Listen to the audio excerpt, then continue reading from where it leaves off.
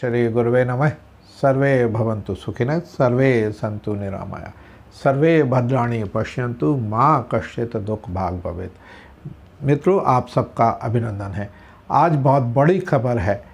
दिल्ली के मुख्यमंत्री माननीय अरविंद केजरीवाल को सुप्रीम कोर्ट की जस्टिस श्री संजीव खन्ना एवं जस्टिस दीपंकर दत्ता की बेंच ने अंतरिम जमानत दे दी है। 1 जून तक की जमानत अंतरिम जमानत मिली है। 2 जून को पुनः वो सरेंडर करेंगे और सरेंडर होने पर पुनः जेल चले जाएंगे।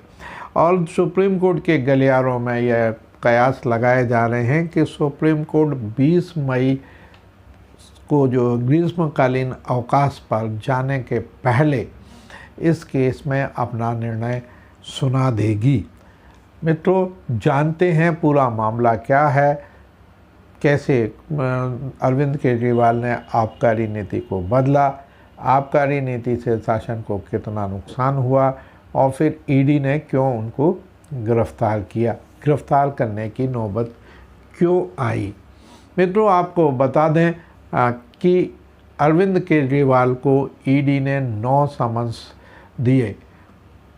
9 समन्स देने के बाद भी वो बयान देने के लिए ईडी के कार्यालय नहीं पहुंचे और उन्होंने हाई कोर्ट में समन्स को गैरकानूनी बताते हुए रद्द करने के लिए आवेदन लगाया, परंतु हाई कोर्ट ने इसको रिजेक्ट कर दिया, उनकी इस दलील को खारिज कर दिया और उनसे कहा कि भाई हम ईडी की कार्रवाई प्रतिबंधित नहीं कर सकते हैं, आपको समन्स का पालन करना होगा। ईडी आपको चाहे तो बुला सकती है। और हाई कोर्ट के निर्णय के तुरंत बाद दिल्ली के मुख्यमंत्री अरविंद केजरीवाल को 21 मार्च को ईडी ने गिरफ्तार कर लिया और 28 मार्च तक के लिए ईडी की रिमांड पर भेज दिया गया। आम आदमी पार्टी के मुखिया अरविंद केजरीवाल मुख्यमंत्री पर रहते हुए जेल जाने वाले पहले नेता बन गए।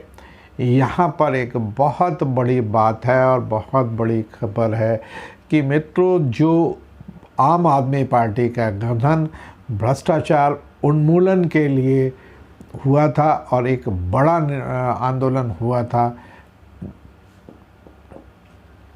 बहुत बड़ा आंदोलन अन्ना हजारे के नेतृत्व में हुआ था, जिससे निकलकर एक पार्टी अरविंद केजरीवाल के नेतृत्व में आम आदमी पार्टी का गठन हुआ था, जिसमें भ्रष्टाचार मिटाने की बात की गई थी।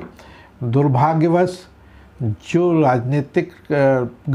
राजनीति में आए वो खुद बहुत बड़ा आंदोलन अन्ना हजारे के नेतृत्व में हुआ था, जिससे निकलकर एक पार्टी अरविंद केजरीवाल के नेतृत्व में आम आदमी पार्टी का गठन हुआ था, जिसमें भ्रष्टाचार मिटाने की बात की गई थी। दुर्भाग्यवश जो राजनीति में आए वो खुद भ्रष्टाचार के दलदल में घुसते चले गए और उन्होंने आबकारी नीति में जो बनाया उसमें कुछ साक्ष्य ईडी को मिले हैं, जिसके आधार पर उनको गिरफ्तार कर लिया गया। और उन्होंने नैतिकता के आधार पर, जैसे अभी तक होता आया है कि हर मुख्यमंत्री नैतिकता के आधार पर इस्तीफा दे देता है, परंतु आम आदमी पार्टी के किसी भी नेता के ऊपर विश्वास नहीं दिखाई दिया कि उनकी अनुपस्थिति में वो मुख्यमंत्री का दायित्व निभा सके।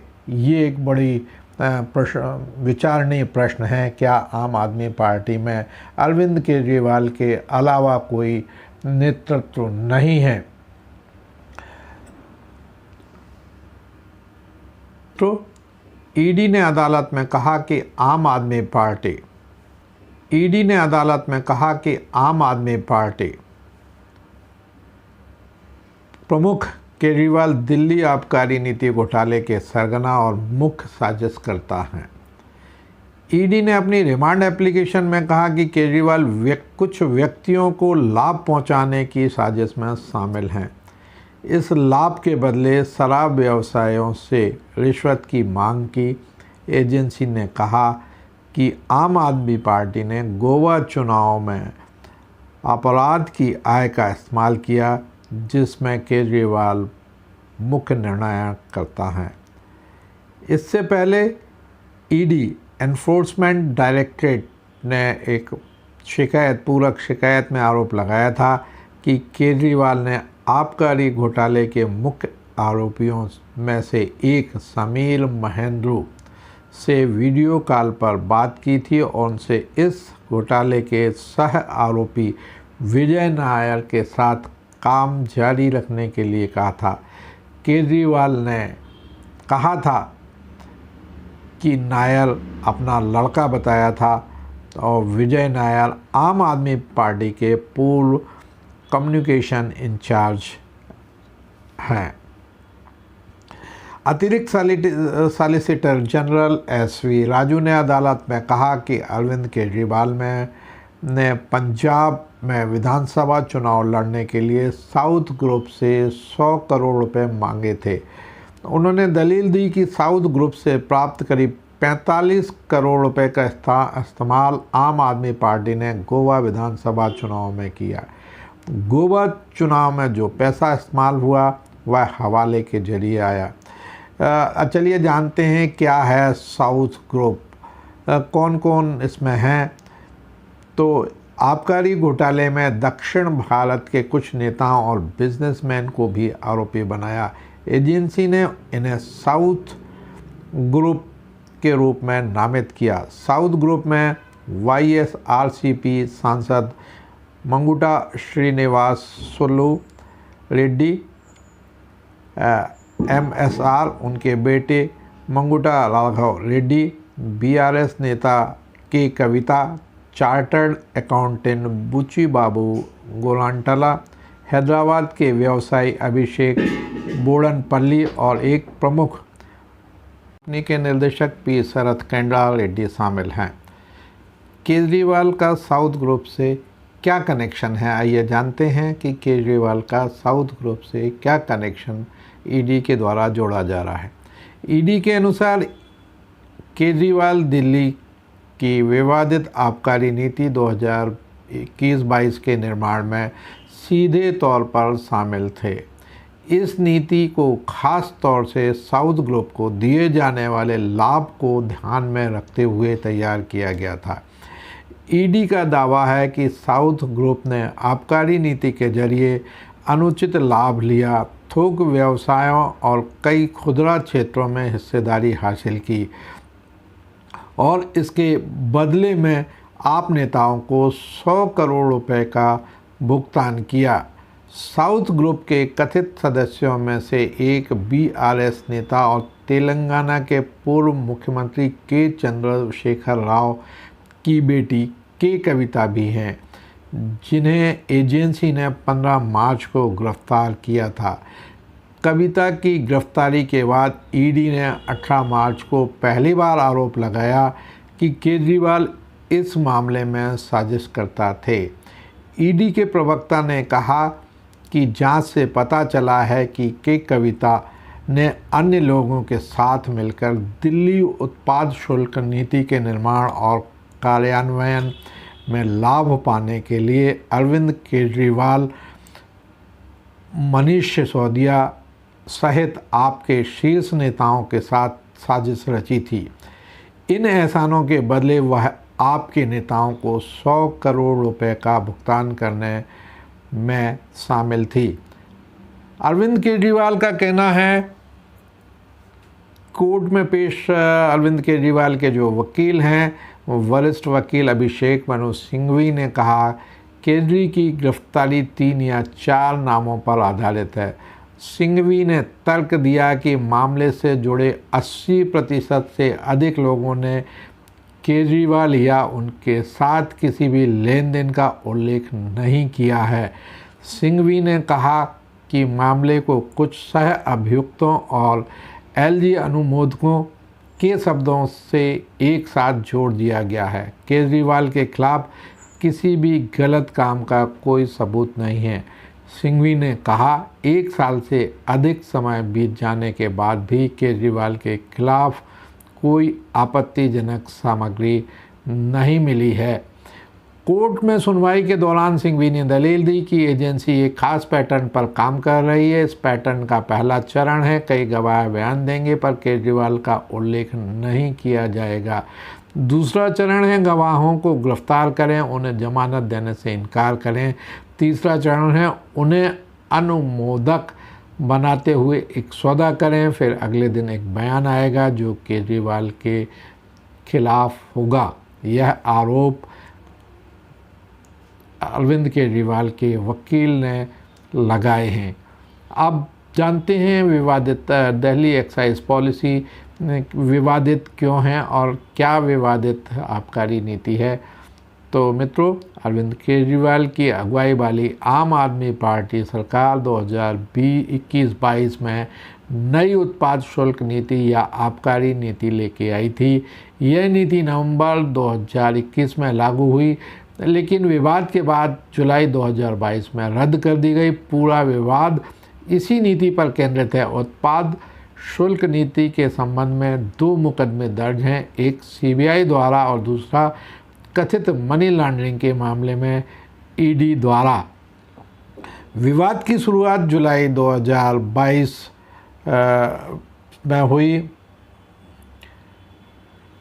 मुख्य सचिव नरेश कुमार द्वारा उपराज्यपाल एलजी विनय कुमार सक्सेना को सौंपी गई एक रिपोर्ट से हुई, जिसमें दिल्ली उत्पाद शुल्क की नीति 2021-22 के निर्माण में कथित प्रक्रियात्मक खामियों की ओर इशारा किया गया था। मुख्य सचिव की रिपोर्ट में कहा गया कि आबकारी मंत्री के रूप में सिसोदिया द्वारा लिए गए मनमाने और एक तरफा फैसलों के परिणाम स्वरूप राजकोष को 580 करोड़ रुपए से अधिक का वित्तीय नुकसान हुआ।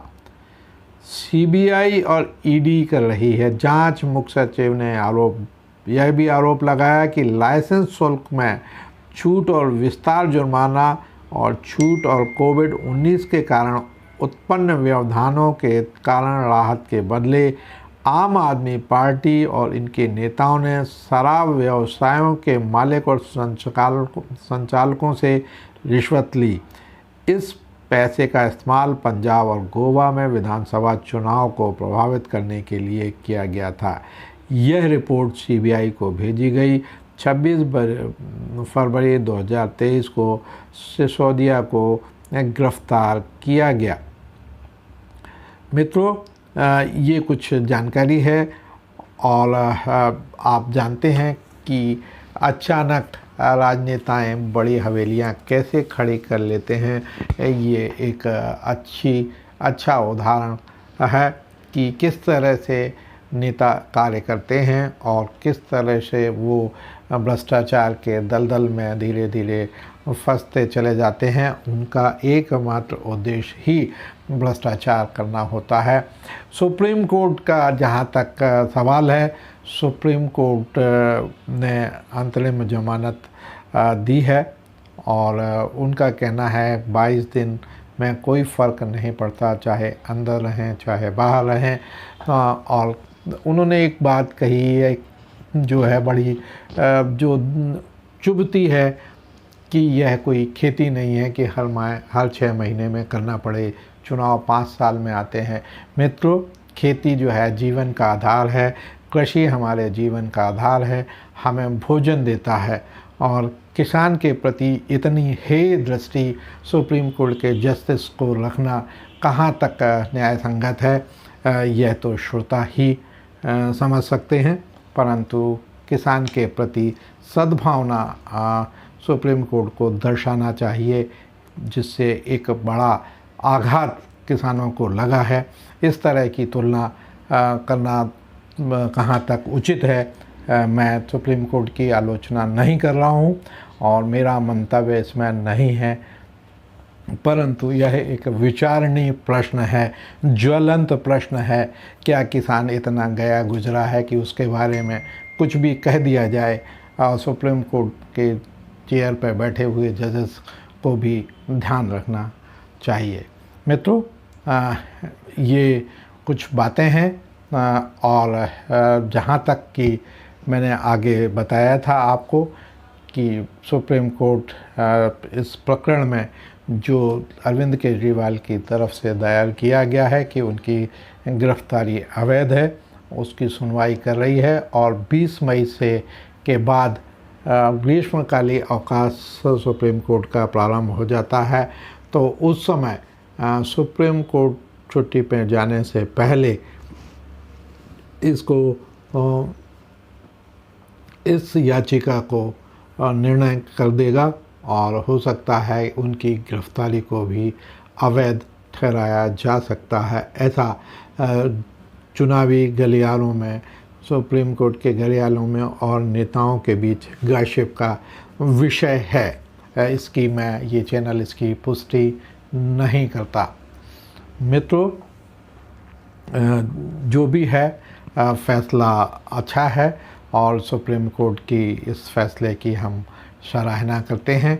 और एक और बड़ी बात है जो सुप्रीम कोर्ट ने कही है कि अरविंद केजरीवाल पेशेवर अपराधी नहीं हैं।